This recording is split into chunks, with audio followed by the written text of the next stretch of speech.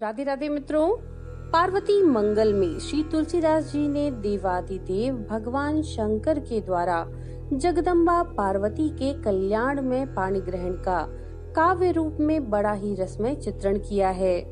जगदम्बा पार्वती जी ने भगवान शंकर को पति रूप में पाने के लिए कैसी कैसी साधना और तप किए, किन किन क्लेशों को उन्होंने सहन किया, उनके आराध्य देव ने उनकी कैसे कैसे परीक्षा ली और अंत में किस तरह से पार्वती जी ने शंकर जी को प्राप्त किया, उन सभी का वर्णन इस पार्वती मंगल में किया गया है।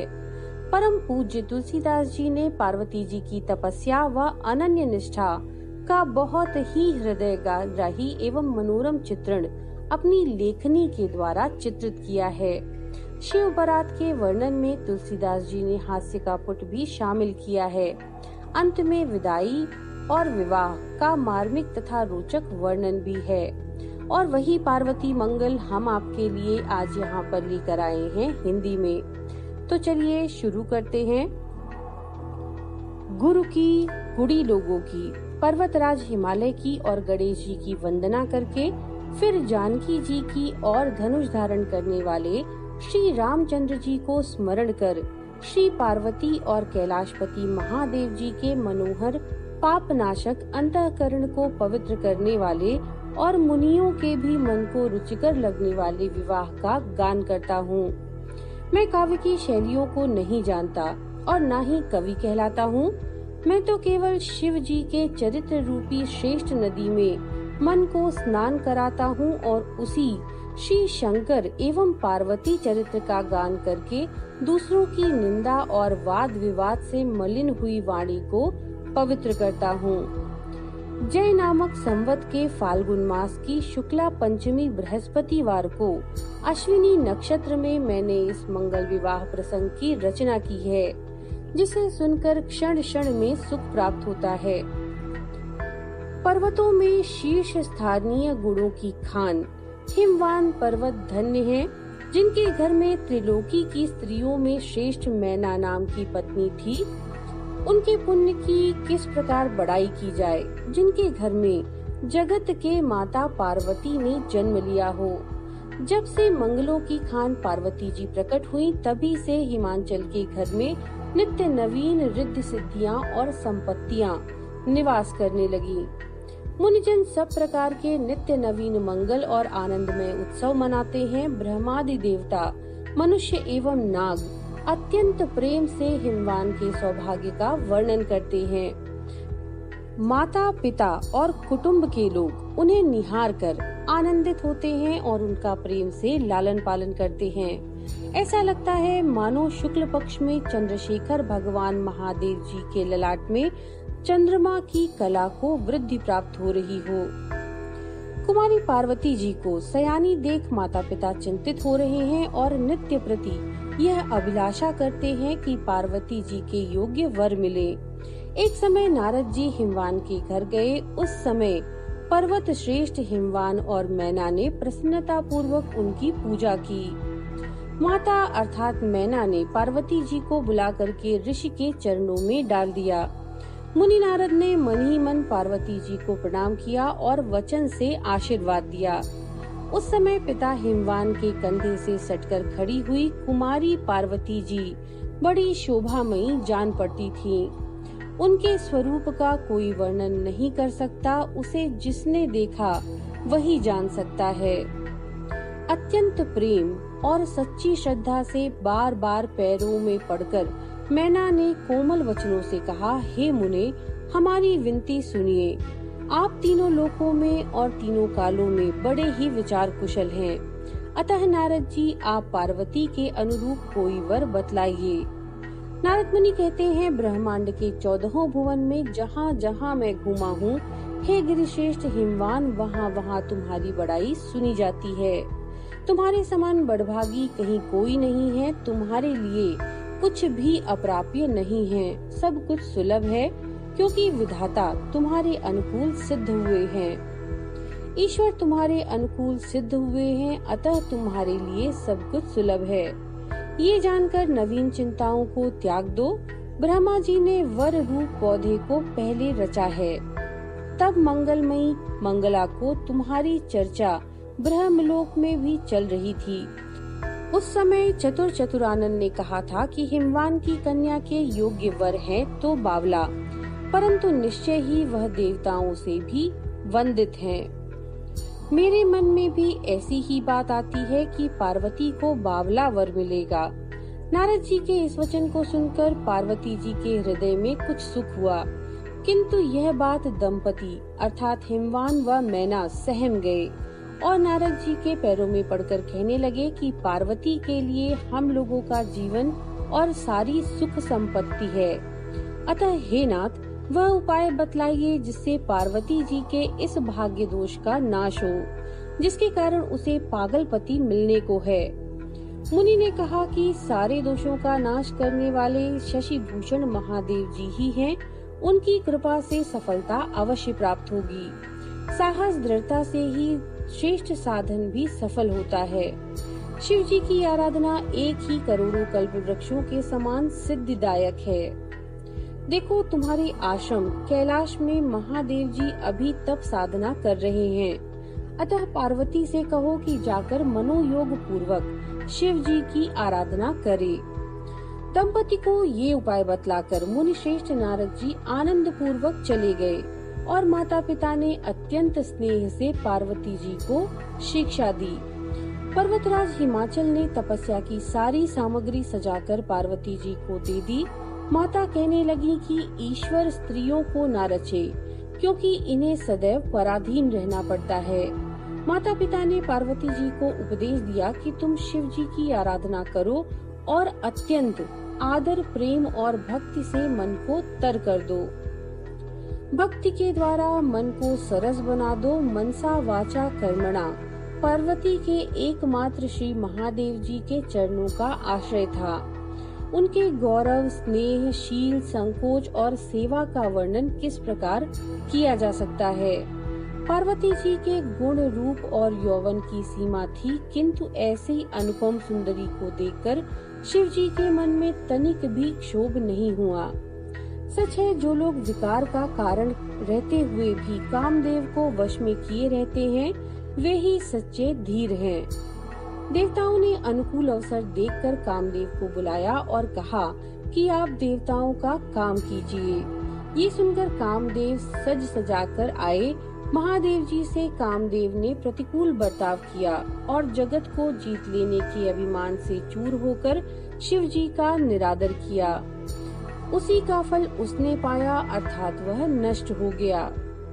पतिहीना रति को मलिन और शोकाकुल देखकर मृदुल स्वभाव कृपा मूर्ति आशुतोष भगवान नीलकंठ ने प्रसन्न होकर उसे यह वर दिया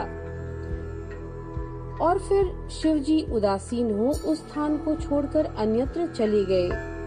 पार्वती जी प्रेमवश व्याकुल हो गईं। उनके शरीर की सुध-बुध जाती रही, मानो वन में बढ़ती हुई कल्पता को विषम पाले ने मार दिया हो। फिर सखियों ने घर घर जाकर सारे समाचार सुनाए और इस समाचार को सुनकर माता पिता एवं घर के लोग दारुण दुख में जलने लगे। वहां जाकर पार्वती को देख वे अत्यंत प्रेम से उन्हें हृदय लगाते हैं, विलाप करते हैं तथा वाम विधाता को दोष देते हैं। वे कहते हैं कि यदि देवता और विधाता शुभ मार्ग में बाधक न हो तो साधक लोग परिश्रम करके मनोवांछित फल पा सकते हैं। सब लोग साधकों के क्लेश सुनाकर पार्वती जी को घर चलने के लिए निहोरा करते हैं, पर उनकी इस बात कौन सुनता है और किसे घर सुहाता है। मन तो चंद्रभूषण श्री महादेव जी को चाहता है। फिर पार्वती जी सबको समझाकर सबके मन को दृढ़ कर और माता पिता की आज्ञा पा पुनः कठिन तपस्या करने लगी। उसे तुलसी गाकर कैसे कह सकते हैं। पार्वती जी की दृढ़ प्रतिज्ञा को देखकर माता पिता और परिजन लौट आए। जिनमें अनुराग पूर्वक चित्त लग जाता है वही अपना प्रिय है। उन्होंने भोगों को रोगों के समान और लोगों को सर्पों के झुंड के समान त्याग दिया। जो मुनियों को भी मन के द्वारा अगम्य था, ऐसे तप में मन लगा दिया। जिस शरीर को स्पर्श करने में वस्त्र आभूषण भी सकुचाते थे, उसी शरीर से उन्होंने शिव जी के लिए बड़ी भारी तपस्या आरंभ कर दी। वे तीनों काल स्नान करती थीं और शिव जी का पूजन करती थीं। उनके प्रेम, व्रत और नियम को सज्जन साधु लोग भी सराहते थे। उनके लिए दिन रात बराबर हो गए थे। न नींद है, न भूख है, न प्यास थी। नेत्रों में आंसू भरे रहते थे। मुख से शिव नाम उच्चारण रहता था। शरीर पुलकित रहता था और हृदय में शिव जी बसे रहते थे। कभी कंदमूल फल का भोजन होता था, कभी जल और वायु पर ही निर्वाह होता था और कभी बेल के सूखे पत्ते खाकर ही दिन बिता दिए जाते थे। जब पार्वती जी ने सूखे पत्तों का भी त्याग कर दिया, तब उनका नाम अपर्णा पड़ा। उनकी नवीन, निर्मल एवं मनोरम कीर्ति से 14 भुवन भर गए। पार्वती जी का तप देखकर बहुत से मुनिवर और मुनिजन उनकी सराहना करते हैं कि ऐसा तप कभी कहीं किसी ने न देखा और न ही सुना। वे कहते हैं कि ऐसा तप किसी ने नहीं देखा। इस तप के योग्य फल क्या 4 फल अर्थात अर्थ, धर्म, काम एवं मोक्ष कभी हो सकते हैं? पर्वत राजकुमारी उमा क्या चाहती हैं, जाना नहीं जाता, न वे कुछ कहती हैं। तब शशि शेखर श्री महादेव जी ब्रह्मचारी का वेश बनाकर उनके प्रेम, कठोर नियम, प्रतिज्ञा और दृढ़ संकल्प की परीक्षा करने चल दिए। उन्होंने मनी मन अपने को पार्वती जी के हाथों में सौंप दिया और पार्वती जी से समधुर वचन कहने लगे। उस समय पार्वती जी की दशा देखकर दयानिधान शिव जी दुखी हो गए और उनके हृदय में यह आया कि मेरा स्वभाव बड़ा ही कठोर है। यही कारण है कि मेरी प्रसन्नता के लिए साधकों को इतना तप करना पड़ता है। तब वह ब्रह्मचारी पार्वती जी के वंश की प्रशंसा करके और उनके माता पिता को सब प्रकार से योग्य कह अमृत के समान मीठे और सुखदायक वचन बोले। शिव जी ने कहा, हे देवी, मैं तुमसे कुछ विनती करता हूँ, बुरा न मानना। मैं स्वाभाविक स्नेह से कहता हूँ, अपने जी में इसे सत्य जानना। तुमने संसार में प्रकट होकर अपने माता पिता का यश प्रसिद्ध कर दिया। तुम संसार समुद्र में स्त्रियों के बीच रत्न सदृश उत्पन्न हुई हो। मुझे ऐसा जान पड़ता है कि संसार में तुम्हारे लिए कुछ भी अप्राप्य नहीं है। यह भी सच है कि निष्काम तपस्या में क्लेश नहीं जान पड़ता, परंतु यदि तुम वर के लिए तप करती हो तो तुम्हारा यह लड़कपन है, क्योंकि यदि घर में पारसमणि मिल जाए तो क्या कोई सुमेरु पर जाएगा? हमारी समझ से तो तुम बिना प्रयोजन ही क्लेश उठाती हो। अमृत क्या रोगी को चाहता है और रत्न क्या राजा की कामना करता है? यह ब्रह्मचारी को आपके तप का कोई कारण समझ नहीं आया। यह सोचते सोचते अपने हृदय में हार गया। इस प्रकार उसके प्रिय वचन को सुनकर पार्वती ने सखी के मुख की ओर देखा। पार्वती जी ने सखी के मुख की ओर देखा, तब सखी ने उनकी अनुमति जानकर उनके तप का कारण यह बतलाया कि वे शिव जी के लिए तपस्या करती हैं। ये सुनकर ब्रह्मचारी ने हंसकर कहा कि यह तो तुम्हारी महान मूर्खता है, जिसने तुम्हें ऐसा उपदेश दिया कि जिसके कारण तुमने इतना क्लेश उठाकर बावले वर का वरण किया। मैं तुम्हारी भलाई के लिए सद्भाववश कहता हूँ कि वह तुम्हारा घोर शत्रु है। अच्छा, यह तो बतलाओ कि क्या सुनकर तुम ऐसे कुलहीन वर पर रीझ गई, जो गुण रहित, प्रतिष्ठा रहित, जाति रहित और माता पिता रहित है। वे शिव तो भीख मांगकर खाते हैं और नित्य शमशान में चिता भस्म पर सोते हैं, नग्न होकर नाचते हैं और पिशाच पिशाचिनी इनके दर्शन किया करते हैं। भांग धतूरा ही इनका भोजन है। ये शरीर में राख लपटाए रहते हैं। ये योगी जटाधारी और क्रोधी हैं। इन्हें भोग अच्छे नहीं लगते। तुम सुंदर मुख और सुंदर नेत्रों वाली हो, किंतु शिवजी के तो 5 मुख और 3 आंखें हैं। उनका वामदेव नाम यथार्थ ही है। वे कामदेव के मद को चूर करने वाले अर्थात काम विजयी हैं। शंकर में एक भी श्रेष्ठ गुण नहीं है, वरन करोड़ों दुर्गुण हैं। वे नरमुंड और हाथी के खाल को धारण करने वाले तथा सांप और विषय से विभूषित हैं। कहाँ तो तुम्हारा गुणशील और शोभायमान स्वरूप, कहाँ शंकर का अमंगल वेश जो अत्यंत भयानक है। जो शंकर शशिकला की चिंता में रहते हैं, वे क्या तुम्हारा ध्यान रखेंगे? मेरे कहे हुए वचनों को हृदय में धारण कर तुम बावले वर को न वरना। अपने हृदय में विचार कर हठ को त्याग दो। हठ करने से तुम दुखी ही पाओगी। ब्याह के समय हमारी शिक्षा को याद कर कर के पछताओगी। जिस समय वे भूत पिशाच और प्रेतों की बारात सजा कर आएंगे, तब तुम्हें पछताना होगा। उस बारात को यमदूतों की सेना के समान देखकर स्त्री पुरुष सब भाग जाएंगे। ग्रंथि बंधन के समय अत्यंत सुंदर रेशमी वस्त्र को हाथी के चर्म से जोड़ते हुए सखियां मुंह फेर कर हंसेंगी और कोई प्रकट और कोई हृदय में ही कहेंगी कि अमृत और विष को घोलकर मिलाया जा रहा है। जब तुम्हारे साथ शिवजी बैल पर सवार होंगे, तब नगर के स्त्री पुरुष देखकर हंसते हुए अपने मुख छिपा लेंगे।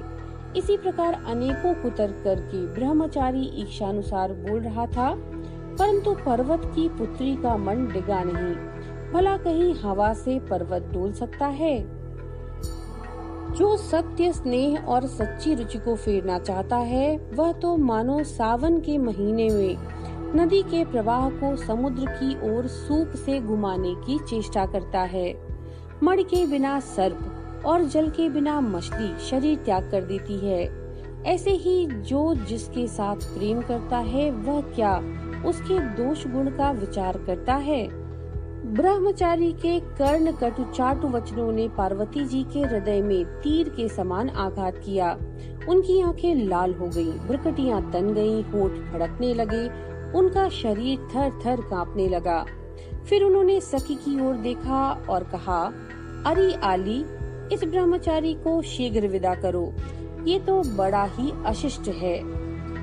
फिर ब्रह्मचारी को संबोधित करके कहने लगी कि कहीं कोई चतुर स्त्रियां होंगी, वे आपकी शिक्षा सुनेंगी। मैं तो बावले के प्रेम में ही अत्यंत बावली हो गई हूँ। आपने जो कहा कि महादेव जी दोष निधान है, सो सत्य ही कहा, परंतु विधाता ने जो अंक लिख रखे हैं, उन्हें कौन मिटा सकता है? वाद विवाद करके कौन दुख बढ़ाए?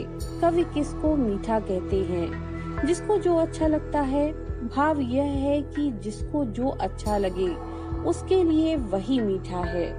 फिर सखी से बोली, हे सखी, इनसे कहो बहुत देर हो गई, अब अपने काम के लिए कहीं जाएं। देखो किसी कुयुक्ति को रचकर फिर कुछ ना बक उठे। ये प्रीति को तो क्या, बात करने की रीति को भी नहीं जानते, अतएव कोई विपरीत बात फिर ना कहें। शिव जी और साधुओं की निंदा करने वाले अत्यंत मंद अर्थात नीच होते हैं। उस निंदा को जो कोई सुनता है, वह भी बड़ा पापी होता है। गोस्वामी तुलसीदास जी कहते हैं कि इस वचन को सुन उनका सत्य, दृढ़ और पवित्र प्रेम जानकर करुणा सिंधु श्री महादेव जी प्रकट हो गए। उनके ललाट में चंद्रमा शोभायमान हो रहा था। वे बारंबार प्रणाम करने लगी, उनसे कुछ कहते ही नहीं बना। वे मन ही मन विचारती हैं कि मैं स्वप्न देख रही हूँ या सचमुच सामने शिव जी का दर्शन कर रही हूँ। जिस प्रकार जन्म का दरिद्री महामणि पारस को पा जाए और उसके प्रभाव को साक्षात देखते हुए भी उसमें विश्वास न हो, उसी प्रकार यद्यपि पार्वती जी महादेव जी के नेत्रों के सामने देखती हैं, तो भी उन्हें प्रतीति नहीं होती। पार्वती जी का मनोरथ सफल हो गया। इससे वे और भी सुहावनी लगती और जान पड़ती हैं, और मानो खेलने के लिए वे अभी घर से उठकर आई हों। उनकी देह में तप का क्लेश और कृष्णता आदि कुछ भी लक्षित नहीं है। पार्वती जी के रूप और अनुराग को देखकर महादेव जी उनके वश में हो गए। मानो प्रेमामृत में सान कर वचन बोले। शिव जी कहते हैं, हमको आज तक किसी ने कृतज्ञ नहीं बनाया, परंतु हे पार्वती, तुमने तो अपने तप और प्रेम से मुझे मोल ले लिया। अब तुम जो कहो मैं इसी क्षण वही करूँगा, विलंब नहीं होने दूंगा। शिव जी के ऐसे कोमल वचन सुनकर पार्वती जी पुलकित होकर के उनके पैरों पर गिर पड़ी। पार्वती जी ने उनके पैरों को पकड़कर सखी के द्वारा अपने पिता के अधीन होना सूचित किया। तब शिव जी उनका परितोष करके उनकी प्रीति एवं नीति निपुणता का वर्णन करते चले गए। इधर पार्वती जी भी शिव जी को हृदय में धारण करके चली गईं। विधाता ने सब कुछ उनके मन के अनुकूल कर दिया। फिर तो आनंद और प्रेम का समाज जुट गया। मंगल गान होने लगे, बधावा बजने लगे। तब शिव जी ने सप्त ऋषियों अर्थात कश्यप, अत्रि, जमदग्नि, विश्वामित्र, वशिष्ठ, भरद्वाज और गौतम को स्मरण किया। उन्होंने आकर शिव जी को सर नवाया। शिव जी ने उनका सम्मान किया और उन्होंने भी शिव जी का दर्शन करके जन्म का फल पा लिया। सप्तऋषियों ने कहा कि जो लोग एक बार भी आपका स्मरण कर लेते हैं वे ही पुण्यात्माओं में श्रेष्ठ हैं। हे नाथ, हे हर, फिर जिसे आप स्मरण करें उनके समान तो वही है।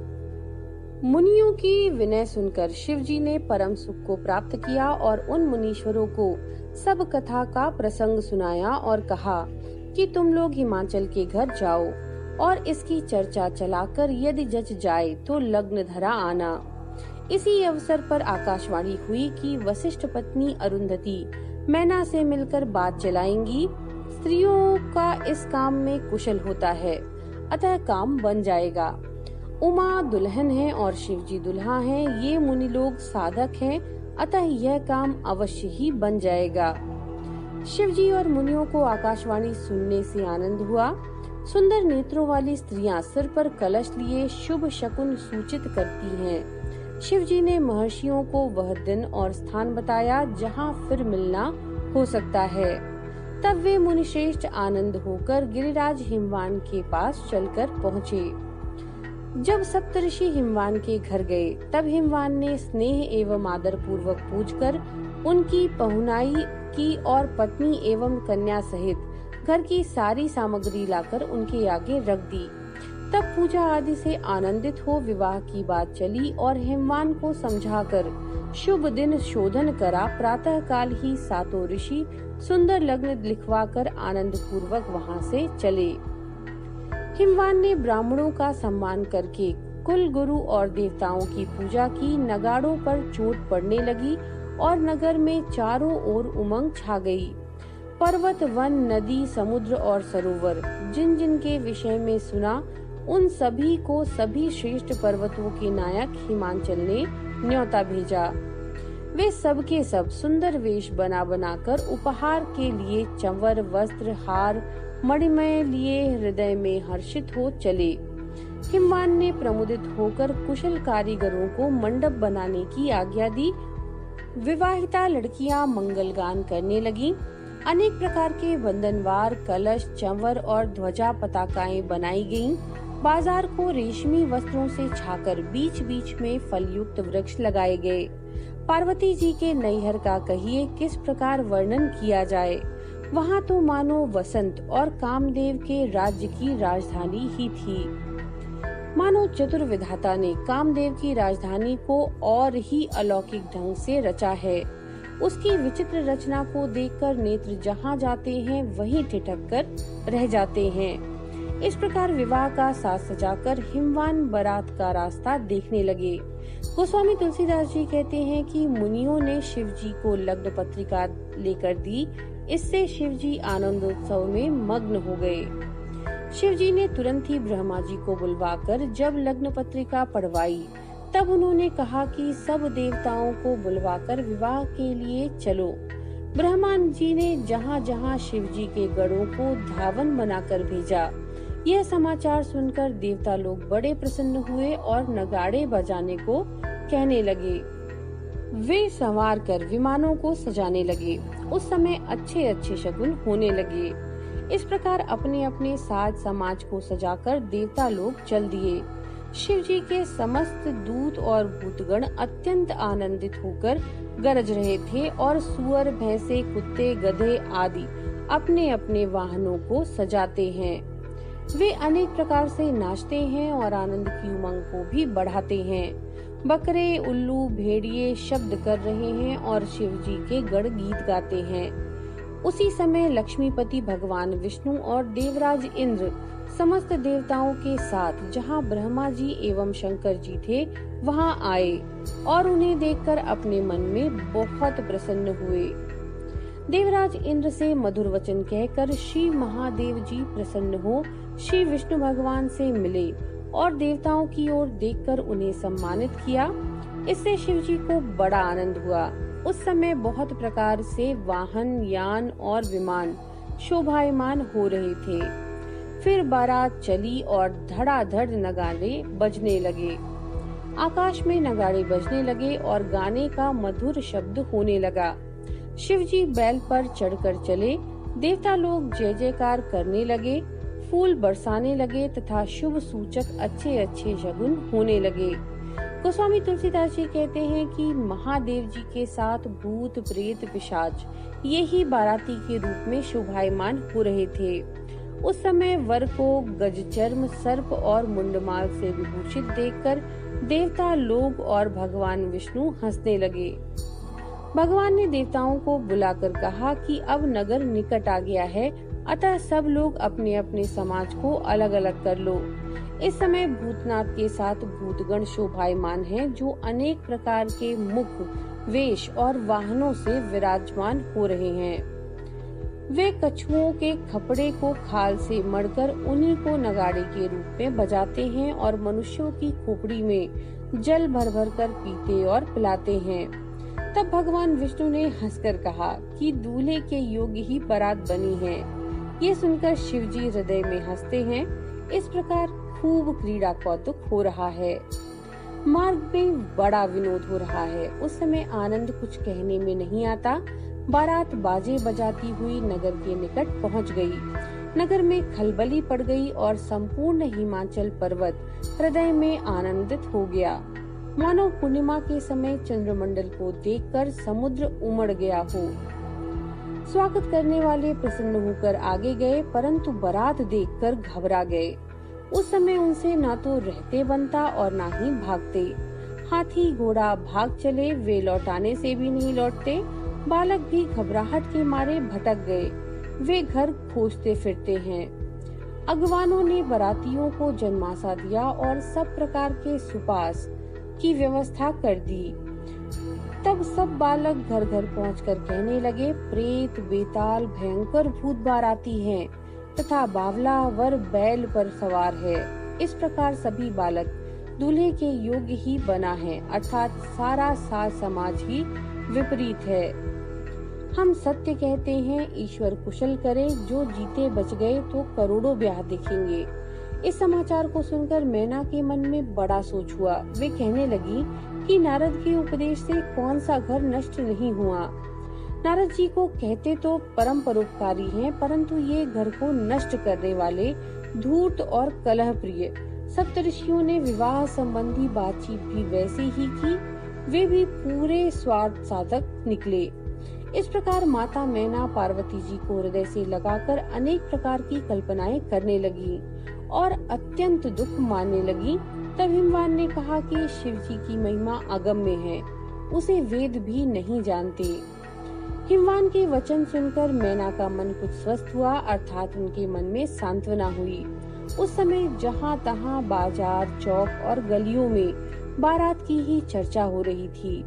उसे सुन सुनकर लक्ष्मीपति भगवान विष्णु, देवराज इंद्र तथा अन्य देवता लोग कमल के समान हाथों को जोड़कर अर्थात मुखमंडल को हाथों से ढककर बार बार मुंह फेरकर हंसते थे। तब श्री महादेव जी ने लौकिक गति को देखते हुए उस समय बड़ा कोलाहल जान 100 करोड़ कामदेवों से भी अधिक सुंदर और मनोहर हो गए। उनका नील चर्म नीलांबर हो गया और जितने सर्प थे वे मणिमय आभूषण हो गए। उस समय ऐसा जान पड़ता था मानो उनके रोम रोम पर सुंदर रूप में सूर्य प्रकाशित हो रहे हों। शिव जी के गढ़ों का वेश भी मंगलमय हो गया और वे अपने सौंदर्य से कामदेव के भी मन को मोहने लगे। ये सुनकर सभी स्त्री पुरुष हृदय में आनंदित हो उन्हें देखने के लिए चले। उस समय ऐसा जान पड़ता था मानो शिव जी शारदी पूर्णिमा के चंद्रमा हैं। देवता लोग नक्षत्रों के समान हैं और उन्हें देखने के लिए उनके चारों पुरवासी लोग चकोर समुदाय की भांति सुशोभित हो रहे थे। लग्न का समय होने पर गिरिवर हिमवान ने बारातियों को बुलावा भेजा और उन्हें मंगलमय अर्घ्य और पावड़े देते साथ ले चले। चलने के समय मंगलमय शगुन होते हैं और देवता लोग फूलों की वर्षा करते हैं। आनंद पूर्ण गान और नगाड़ों का निनाद होने लगा और नगर आनंद एवं मंगल से पूर्ण हो गया। पहली ही पौड़ी पर समधियों का सुखदायक सम्मेलन हुआ। इधर ब्रह्मा जी थे, उधर हिमवान थे। दोनों ही समान और सब प्रकार से योग्य थे। फिर मणि और सोने की सुंदर थाल में आरती सजाकर स्त्रियां चलीं। उनके रूप को देखकर काम पत्नी रति और गान श्रवण कर सरस्वती भी ईर्ष्या करने लगती थीं। शरीर से पुलकित और मन में आनंदित हो वे भाग्य और प्रेम से भरी प्रेम के आवेश में मत गजगामिनी कामिनियां वर का परिछन करने लगी। वर को चंद्रमा के समान गौर और अंग अंग में प्रकाश पूर्ण देखकर सास सुख सागर में मग्न हो आरती उतारने लगी। सास ने सुख सिंधु में मगन होकर आरती उतारी, फिर निछावर करके वर की ओर देखकर मार्ग में अर्घ्य और पावड़े देती फूल से लदे हुए वर को आनंद पूर्वक मंडप में ले चली। हिमवान ने सभी देवताओं का सम्मान करके उन्हें उचित आसन दिया। उस समय जो कुछ साज समाज था वह सब सुंदर मंडल में लाकर रख दिया। वर को अर्घ्य देकर मणिजड़ित सिंहासन पर बिठाया गया और फिर पूजा करके मधुपर खिलाने की रीति पूरी कर ली गई। फिर आचमन कराया गया। तत्पश्चात ब्रह्मा ने सप्तऋषियों से कहा, विलंब ना करो, लग्न का समय हो गया है, शीघ्र ही सारी विधियां संपन्न करो। तब अग्नि स्थापना करके दूल्हे अर्थात श्री शिवजी को वस्त्र पहनाया गया और कहा गया, शीघ्र ही दुल्हन को लाओ, अब समय आ गया है। उस समय सखियों और ब्याही हुई अन्य लड़कियों के साथ पार्वती जी अत्यंत सुशोभित थी, मानो सौंदर्य मूर्ति प्रकट होकर जगत को मोह रही हो। समय के अनुकूल वस्त्र और आभूषणों की खूब शोभा हो रही थी, मानो शोभा की नवीन लतिका रूप में फलों से लदी हुई है। कहो पार्वती जी के गुणों एवं रूप की तुलना किससे की जाए? समुद्र को किस प्रकार तालाब और कुएं के बराबर बतलाया जाए? पार्वती जी को आते देखकर देवता लोग सर नवाते हैं और अपना जन्म कृतार्थ हुआ जानकर सुखी होते हैं। ब्राह्मण लोग आशीर्वाद दे देकर वेद की ध्वनि कर रहे हैं और समय समय पर गान एवं नगाड़ों की ध्वनि तथा फूलों की वर्षा हो रही है।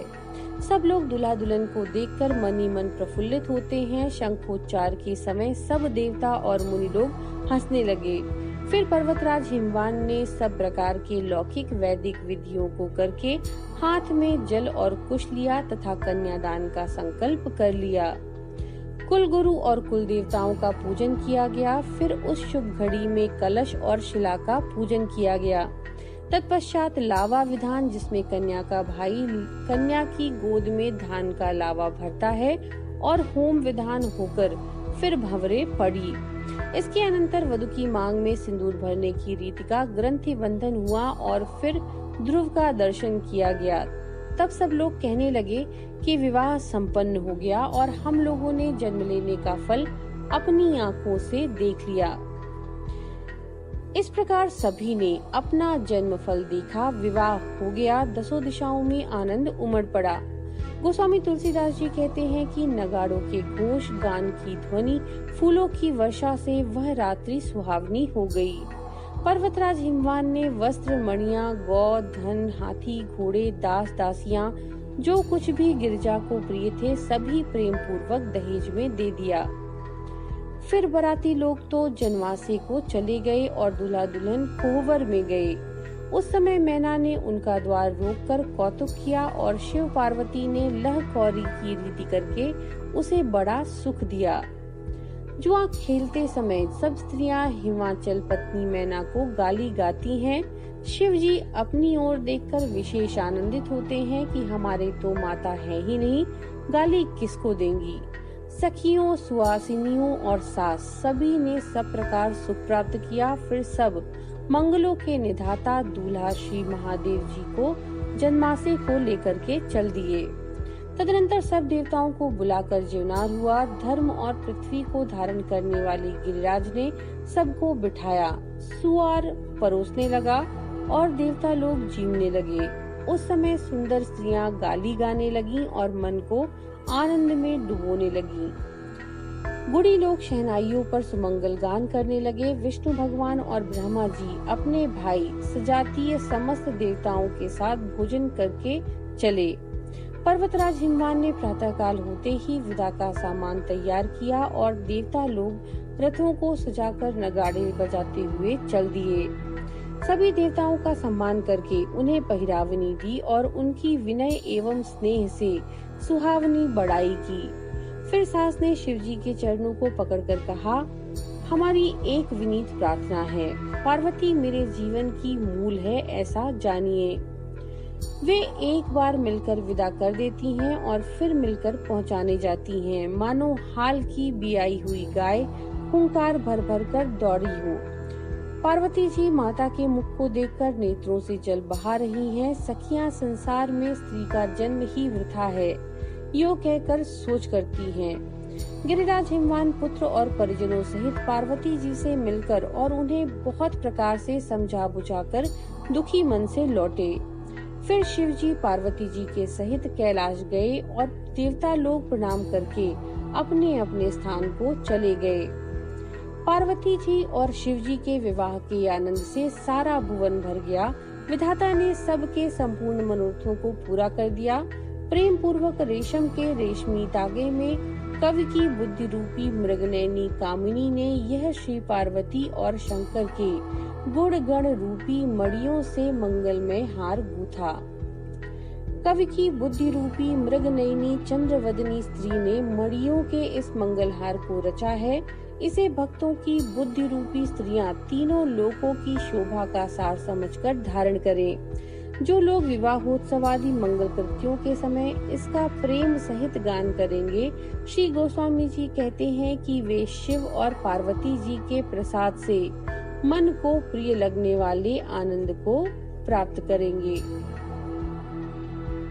तो मित्रों, ये था पार्वती मंगल स्तोत्र का हिंदी अर्थ। नमो नारायण।